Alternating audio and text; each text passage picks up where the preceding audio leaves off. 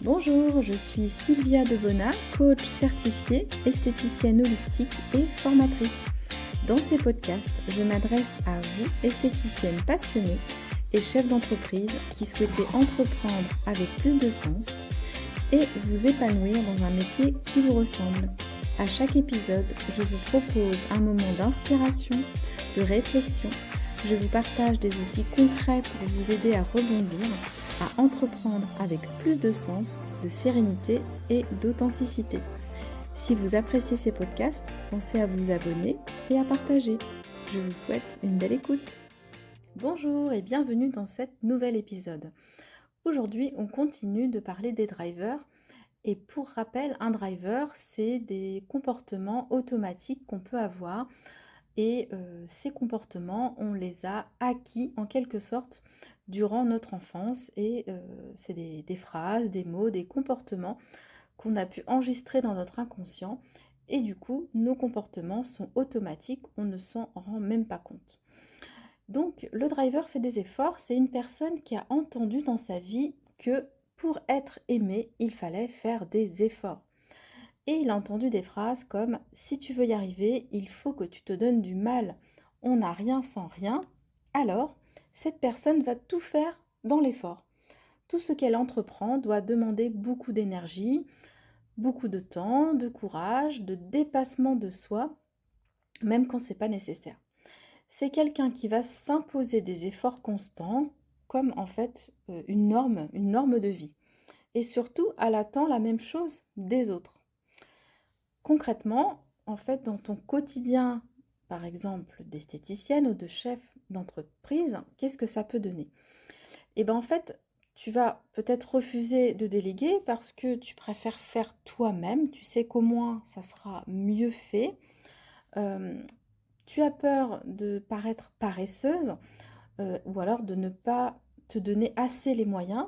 Du coup, tu t'épuises, tu négliges sans t'en rendre compte ta vie perso parce que tu crois que c'est normal et que en tant que chef d'entreprise, tu dois tout donner et surtout te donner tous les efforts pour pouvoir y arriver.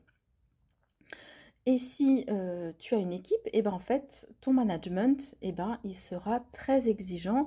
Il sera basé sur la persévérance, la rigueur, l'effort et va laisser peu de place à la créativité, au plaisir ou bien tout ce qui est innovation. Tu admires les gens qui se donnent les moyens et tu ne comprends toujours pas en fait ceux qui cherchent des raccourcis, qui veulent gagner du temps. Parce que pour toi, il faut surtout se donner les moyens, faire des efforts et montrer que tu peux y arriver et qu'il n'y a que comme ça qu'on peut y arriver en fin de compte. Donc ce driver, il peut t'épuiser et en fait te déconnecter complètement du plaisir, de tes émotions, de ton corps et surtout il te pousse à croire que le repos, c'est pour les paresseux, qu'il n'y en a pas besoin, que ce sera pour plus tard, que tu te reposeras quand tu seras à la retraite. Le plaisir, c'est à la rigueur une petite récompense, mais ça ne dure qu'un temps. Et si c'est facile, c'est que c'est pas mérité en fait. Alors, que faire? Eh ben, dis-toi que pour pouvoir travailler sur ça, parce que forcément, comme je te disais au début, c'est vraiment un comportement inconscient, la première chose, c'est d'en prendre conscience. Ça, c'est vraiment le premier pas. Dès lors que tu en prends conscience, ça te permet de réfléchir à quel moment ce driver t'aide dans ton quotidien. Et puis, du coup, tu gardes, tu le gardes. Et puis, à quel moment il te dessert? C'est-à-dire qu'à quel moment tu te compliques les choses alors que ça pourrait être beaucoup plus simple et que tu t'épuises sans raison ou que tu infliges ça à tes collaborateurs. Donc déjà, autorise-toi à faire plus simple. Tu peux réussir sans devoir faire d'efforts, enfin du moins autant d'efforts, et au moins essaye de te dire ça et essaye cette première petite astuce. Prends conscience que ton énergie est précieuse et que surtout, elle n'est pas illimitée. que faire des pauses, c'est aussi un acte bienveillant envers toi-même, c'est un acte professionnel, c'est un acte, j'ai envie de dire, responsable et indispensable en tant que chef d'entreprise pour pouvoir mieux gérer ton entreprise, pour pouvoir être disponible pour les autres, pour que ce soit pour tes clients, pour tes collaborateurs et aussi pour toi, pour ta famille, pour pouvoir trouver plus d'énergie, plus de créativité et surtout du bon sens. Et aussi, j'ai envie de rajouter, change ton regard sur la réussite. Euh, j'ai envie de dire, commence à te valoriser par rapport à tes réussites plutôt qu'à l'acharnement du résultat. Aussi bien pour toi euh, que ton équipe. Donc, en gros, ce que je veux te dire, c'est que déjà, prends conscience pour la première étape que de devoir faire des efforts, et ben en fait, ce n'est pas quelque chose qui va t'aider, on va dire, dans ton quotidien. Si dans tout ce que tu fais, tu veux y mettre de l'effort, mais déjà de prendre conscience que cette manière de faire, et ben peut-être que tu peux le changer, mais déjà c'est d'en prendre conscience. Donc ça, vraiment, c'est la première chose.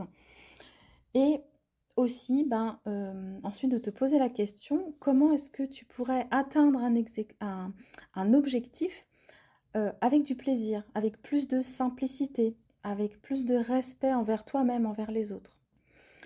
Donc, si tu t'es reconnu dans ce driver, fais des efforts, et ben peut-être que tu ressens le besoin de travailler sur ce point pour éviter le surmenage, pour éviter d'être dans ce mode de fonctionnement automatique, pour te reconnecter à tes émotions, à tes besoins, améliorer ta relation avec tes collègues.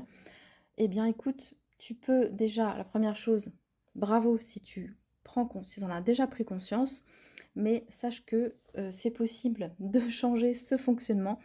Et si tu souhaites, je peux t'accompagner, ou tu peux en tout cas te faire accompagner, parce que des fois, en étant tout seul, eh bien, on tourne en rond, parce que c'est pas toujours évident de se poser les bonnes questions.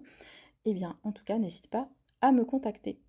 Et si tu constates une personne dans ton environnement, ou peut-être une amie, ou peut-être une personne qui aurait besoin d'en prendre conscience, eh bien, n'hésite pas à lui partager ce podcast.